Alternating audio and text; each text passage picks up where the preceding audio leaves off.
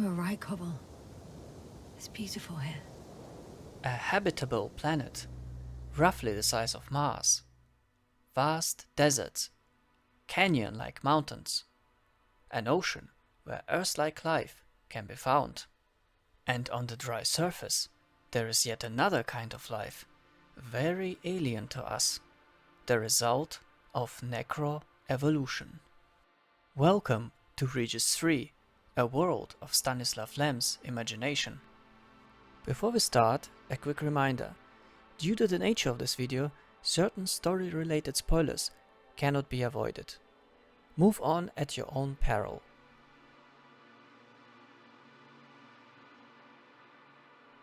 The Invincible is probably Stanisław Lem's most famous novel after Solaris.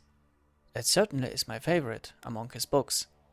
Together with you, I'm about to explore the similarities and differences between the computer game and the written original. First, let us discuss the name of the novel.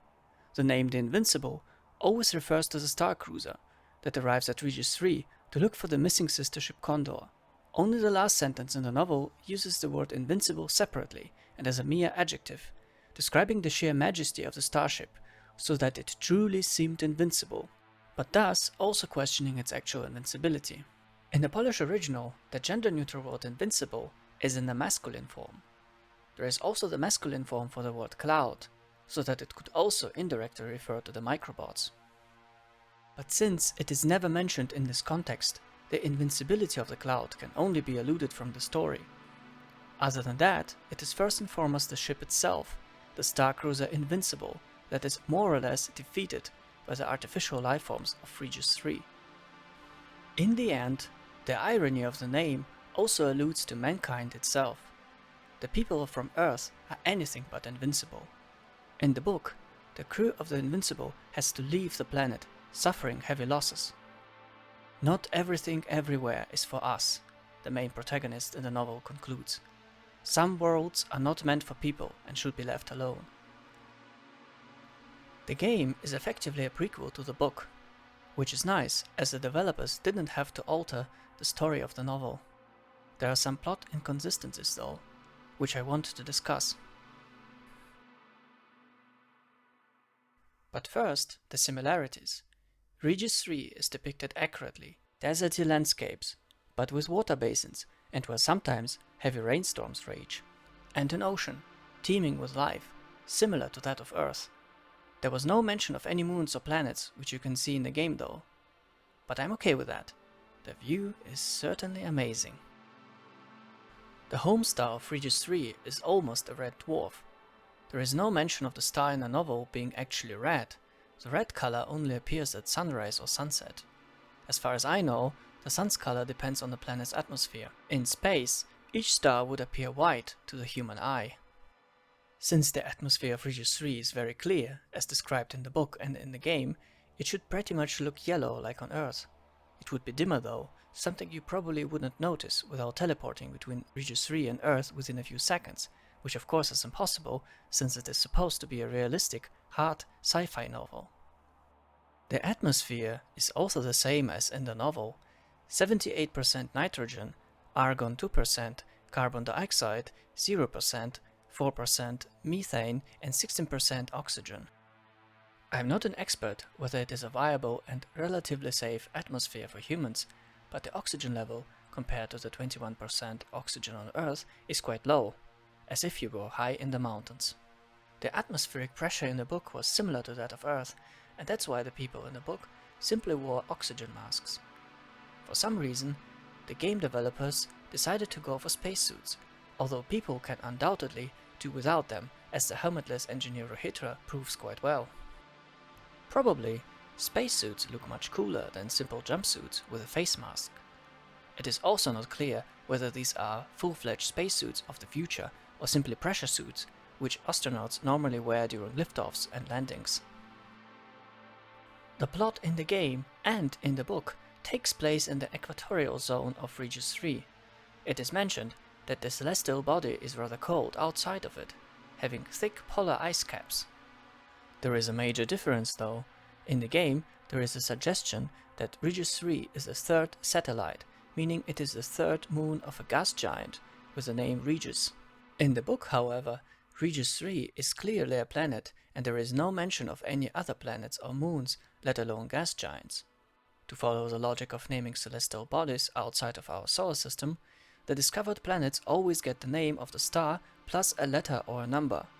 Thus, Regis III should be the third planet in the system of the star Regis. There is also some indication in the book and in the game where and how far away from Earth the star system of Regis III is. The mentioned Zeta Lyrae, where the machines of Regis III might have originated from, actually exists and is about 150 light-years away from us, and Regis III is mentioned to be 16 light-years away from Zeta Lyrae. The Regis star system itself is most likely fictional. I couldn't find any information on it. The supernova explosion of Zeta Lyrae, which destroyed the civilization of the supposed creators of the alien robots, also appears to be purely fictional.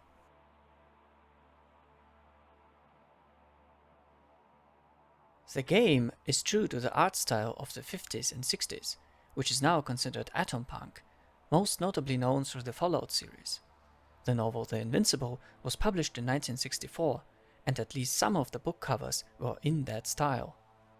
Everything looked bulky, sturdy and heavy. Giant glowing buttons, mechanical dials, black and white screens, and most hilarious, magnet tapes. The most iconic and true to Atompunk is the rocket shape of the star cruisers Condor and Invincible. The spaceships in the science fiction of the time tended to be either rocket-shaped or flying saucers. In the book, both cruisers are described as spires and metal towers, 20-story high, landing vertically. There is no detailed description how the ships look inside, but usage of elevators was mentioned quite often.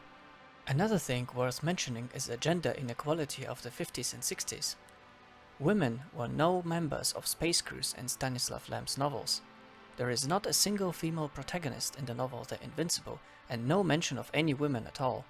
The crew of both Condor and The Invincible seem to consist only of men. This nowadays outdated societal attitude in the Western world is reflected in the game as well.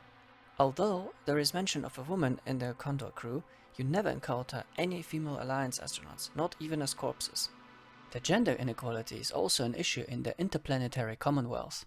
In the backpack of Merit, the fellow female astronaut in Jasna's crew, you find a letter of recommendation for Merit to become an astrogator.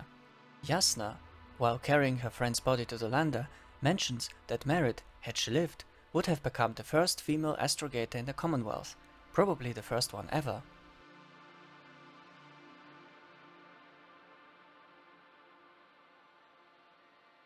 So, to summarize, some alien race sent advanced robots to Regis III. Local dinosaur-like monsters tried to eat them, so the robots produced other robots, which produced more and more robots, until they fell victim to their own overproduction.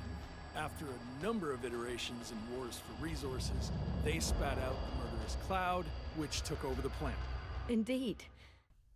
The theory about the cloud's origin is very accurate, and well summarized in the last conversation on Condor's Bridge. What was missing was certain features of the microbots that don't appear in the game. In the book, there was the so-called black rain. The microbots would move with rain clouds, probably to save energy because of the winds. Thus, they were also likely to gain energy through lightning strikes, although the latter was not discussed in the book and is my own conclusion. During the rain, they sometimes simply fell to the ground, as if dead. It is unfortunately not explored further whether these were defective robots or simply inactive ones because of lack of energy, waiting to recharge through solar power during the day. In the novel, the crew of the Invincible manages to find some of those fallen down robots and do some experiments on them. The microbots are described as having a shape similar to the letter Y, which means not all three sides might have been exactly symmetrical and of the same length. But in my opinion, the symmetrical shuriken shape, as I call it, is probably what Stanisław Lem actually meant with his description. And so, I totally agree with how their shape is depicted in the game. That symmetry also makes sense, because there is a meaning behind it: locomotion. How do the spots actually fly?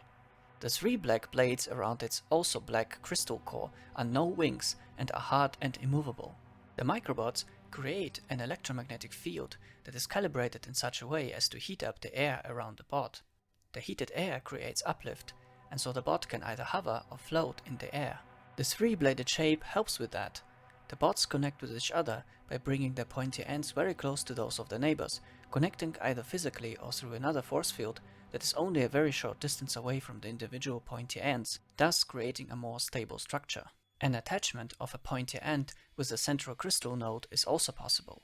This cluster of bots, the Cloud, can perform better air maneuvers and is probably able to save lots of power by flying in a more energy-efficient formation. The established structure also helps to create the actual swarm intelligence. The bigger the Cloud, the more intelligent it is. Its intelligence is alluded in the scene, one possible ending in the game and also an important scene in the novel, where the Cloud creates the image of Jasnah's face out of individual microbots. The way they take out humans, and probably most robots not protected by a force field, is by building a small cyclone above their heads, thus creating a strong magnetic field that in turn wipes out human memory. This cyclone was only shown in the Cyclops fighting scene, but if you have not read the book, you certainly would have overlooked it.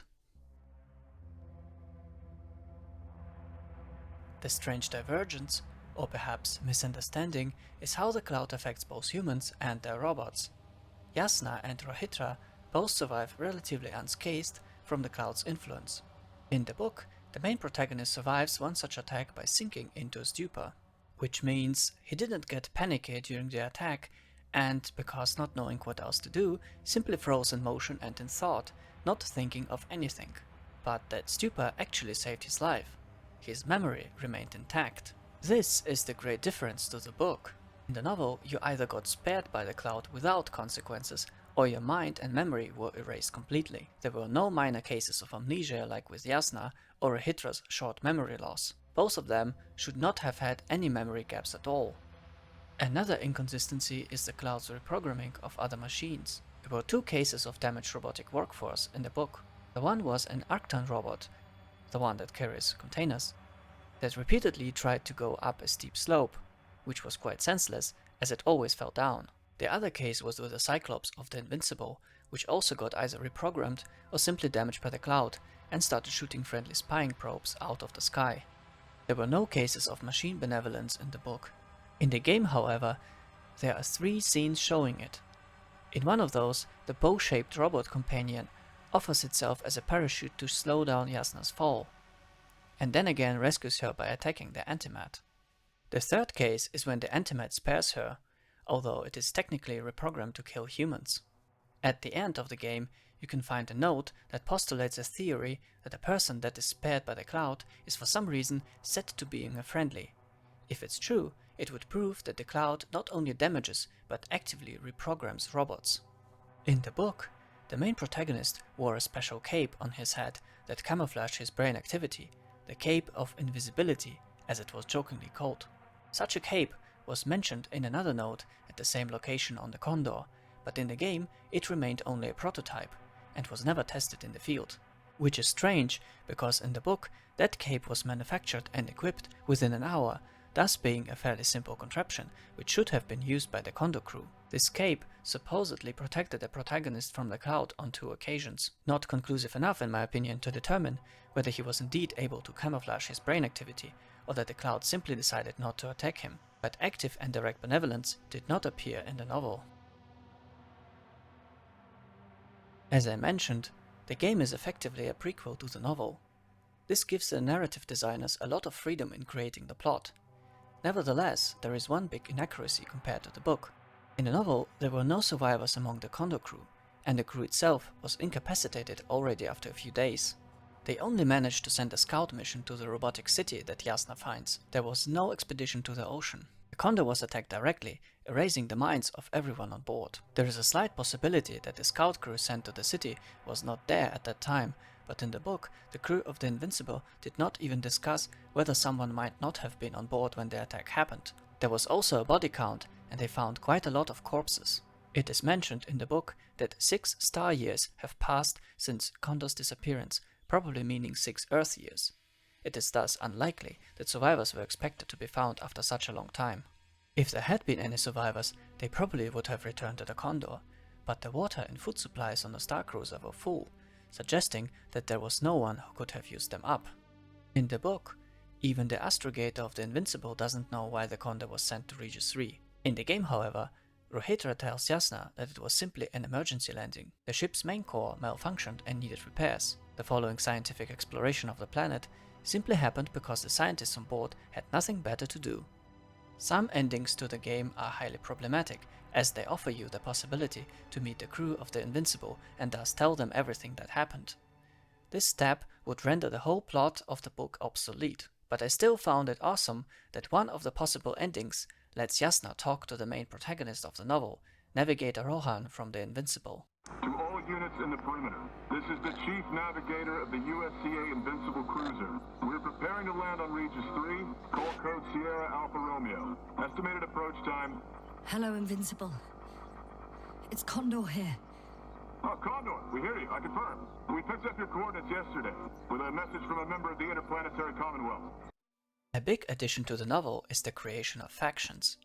In the game, we play as a member of the Interplanetary Commonwealth, that is for some reason opposed to the Alliance. There is no mention of any of this in the novel. There was only the one faction, which is called the Alliance in the game, and only the two ships, the Condor and the Invincible.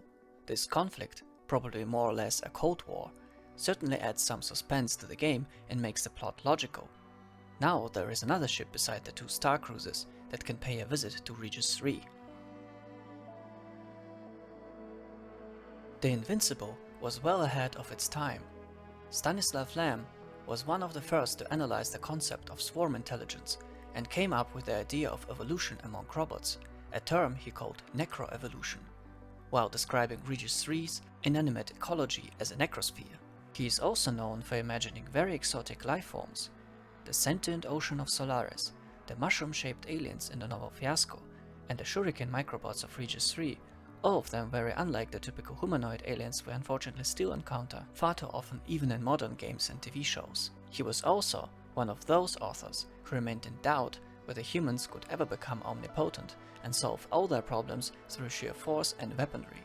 The philosophy of rational humility is very well shown in the game, which is why I give the Invincible a big thumbs up.